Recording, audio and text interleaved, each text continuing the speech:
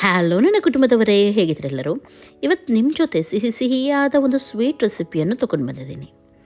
ನೋಡಲಿಕ್ಕೆ ಇದು ನೀವು ಬೆಂಗಾಲಿ ಸ್ವೀಟ್ ರೀತಿ ಕಾಣ್ಬೋದು, ಆದರೆ ಆ ರೀತಿಯಲ್ಲ, ಇದು ಸ್ವಲ್ಪ ಡಿಫ್ರೆಂಟ್ ರೀತಿ, ತುಂಬ ಚೆನ್ನಾಗುತ್ತೆ. ಹಾಗೂ ಯಾರು ಕೂಡ ಇದನ್ನು ಮಾಡ್ಬೋದು. ನೆಂಟರು ಬಂತಂದರೆ ಡೈಡೇರಾಗಿ ನೀವು ಇದನ್ನು ಮಾಡಿಕೊಡಿ, ಎಷ್ಟು ಇಷ್ಟಪಡ್ತಾರೆ ನೋಡಿ. ಇದಕ್ಕೆ ಇವಾಗ ಏನೆಲ್ಲ ಬೇಕು ಹಾಗೂ ಹೇಗೆ ಮಾಡೋದಂತ ಹೇಳಿ ನೋಡ್ಕೊಳ್ಳೋಣ. ಒಂದು ಕಪ್ಪಲ್ಲಿ 1/4 ಕಪ್ಪಷ್ಟು ಸಣ್ಣ ರವೆ, ಸೆಮುರಿನ ರವೆ ಹೇಳ್ತಾರೆ ನೋಡಿ, ಸೂಜಿ ರವೆ ಹೇಳ್ತಾರೆ, ಅದನ್ನು ತೊಗೊಂಡಿದ್ದೀನಿ. ಹಾಗೂ ಒಂದು 2 ಚಮಚದಷ್ಟು ಅಂದರೆ 1/4 ಕಪ್ಪಷ್ಟು ನಾನಿಲ್ಲಿ ಹಾಲನ್ನು ಕೂಡ ಹಾಕ್ತಾಯಿದ್ದೀನಿ. ಅದರೊಂದಿಗೆ ಕಂಡೆನ್ಸ್ ಮಿಲ್ಕ್ ಹಾಕ್ತಾಯಿದ್ದೀನಿ. 200 ಗ್ರಾಮಷ್ಟು ಇದೆ, ಅಂದರೆ ಮೆಜರ್ಮೆಂಟ್ ಕಪ್ಪಲ್ಲಿ 1 ಕಪ್ಪಷ್ಟು ಇರುತ್ತೆ. ಆಮೇಲೆ ನಾನು ಅದೇ ಮೆಜರ್ಮೆಂಟ್ ಕಪ್ಪಲ್ಲಿ ಮೊಸರನ್ನು ತೊಗೊಳ್ತಾ ಇದ್ದೀನಿ. ಇಲ್ಲಿ ಗಟ್ಟಿ ಮೊಸರು ಇದೆ ನೋಡಿ, ಅದನ್ನೇ ನಾವು ಯೂಸ್ ಮಾಡಬೇಕು. ಒಂದು ಫುಲ್ ಕಪ್ ಹಾಕಿ ಆಮೇಲೆ ಒಂದು 1/4 ಕಪ್ಪಷ್ಟು ಹಾಕಿದ್ದೀನಿ. ಇವಾಗ ಇದನ್ನು ಸರಿಯಾಗಿ ಮಿಕ್ಸ್ ಮಾಡೋಣ, ಒಳ್ಳೆ ರೀತಿ ಮಿಕ್ಸ್ ಮಾಡಬೇಕು ನೋಡಿ. ಈ ರೀತಿ ಮಿಕ್ಸ್ ಆದಮೇಲೆ ಇದಕ್ಕೆ ನಾನು ಇಲೈಚಿ ಪೌಡರ್ ಹಾಕಿ ಮಿಕ್ಸ್ ಮಾಡ್ತಾ ಇದ್ದೀನಿ. ಬೇಕಿದ್ರೆ ನೀವು ವೆನಿಲಾ ಎಸೆನ್ಸ್ ಕೂಡ ಇಲ್ಲಿ ಹಾಕ್ಬೋದು. ಸರಿಯಾಗಿ ಮಿಕ್ಸ್ ಮಾಡಿ. ಇವಾಗಿದು ಪರ್ಫೆಕ್ಟಾಗಿದೆ. ಒಂದು ಪಾತ್ರೆ ತೊಗೊಂಡಿದ್ದೀನಿ, ಯಾವುದೇ ಪಾತ್ರೆ ನೀವು ತೊಗೊಳ್ಬೋದು, ಬೌಲ್ ತೊಗೊಳ್ಬೋದು. ಅದಕ್ಕೆ ಸ್ವಲ್ಪ ತುಪ್ಪವನ್ನು ಸವರಿದ್ದೀನಿ, ಹಾಗೂ ಇದು ಮಿಕ್ಸ್ ಮಾಡಿದನು ಇದಕ್ಕೆ ಹಾಕ್ತಾ ಇದ್ದೀನಿ.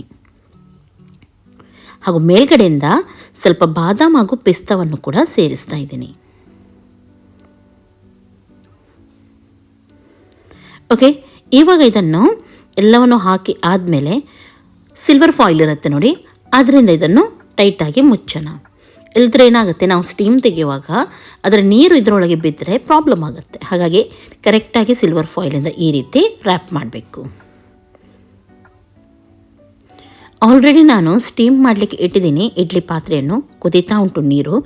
ಇವಾಗ ಇದನ್ನು ಇದರಲ್ಲಿ ಇಟ್ಟು ಮುಚ್ಚಿಬಿಡೋಣ ಮುಚ್ಚಳವನ್ನು. ಹಾಗೂ ಒಂದು 20 ನಿಮಿಷ ತನಕ ಇದನ್ನು ನಾನು ಬೇಯಿಸ್ತೀನಿ, ಅಥವಾ ಒಂದು 15ರಿಂದ 20 ನಿಮಿಷ ಸಾಕು ಇದಕ್ಕೆ. ಕರೆಕ್ಟಾಗಿ 20 ನಿಮಿಷ ಆದಮೇಲೆ ಇದನ್ನು ನಾನಿವಾಗ ತೆಗಿತಾ ಇದ್ದೀನಿ. ಓಪನ್ ಮಾಡೋಣ. ಮೇಲ್ಗಡೆ ನೀರಿನ ಅಂಶ ಇದ್ದರೆ ಮೊದಲು ಅದನ್ನು ಒರೆಸಿ ಎಲ್ಲ ತೆಗೆದುಬಿಡಿ. ಮೇಲ್ಗಡೆ ಓಪನ್ ಮಾಡೋಣ.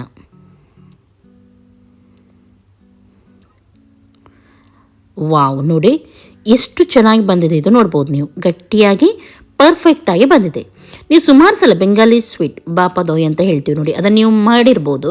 ಆದರೆ ಕೆಲವರಿಗೆ ಅದು ಆಗುತ್ತೆ, ಕೆಲವ್ರದ್ದು ಆಗಲ್ಲ ಅಂತ ಹೇಳ್ತಾರೆ. ಆದರೆ ಈ ರೀತಿ ನೀವು ಮಾಡಿದರೆ ಸೂಪರಾಗಿ ಬರುತ್ತೆ, ಟೇಸ್ಟ್ ಕೂಡ ಚೆನ್ನಾಗಿರುತ್ತೆ, ಸ್ವಲ್ಪ ಡಿಫ್ರೆಂಟಾಗಿ ಕೂಡ ಇರುತ್ತೆ, ಎಲ್ಲರೂ ಕೂಡ ಇಷ್ಟಪಡ್ತಾರೆ. ಇದನ್ನು ಫ್ರಿಜ್ಜಲ್ಲಿ ಇಟ್ಬಿಟ್ಟು ಚಿಲ್ಲಾಗಿ ತಿನ್ನಿ, ತುಂಬ ಚೆನ್ನಾಗಾಗುತ್ತೆ. ಅದು ಬಿಸಿ ಬಿಸಿ ಇರುವಾಗ ಕೂಡ ನೀವು ತಿನ್ಬೋದು.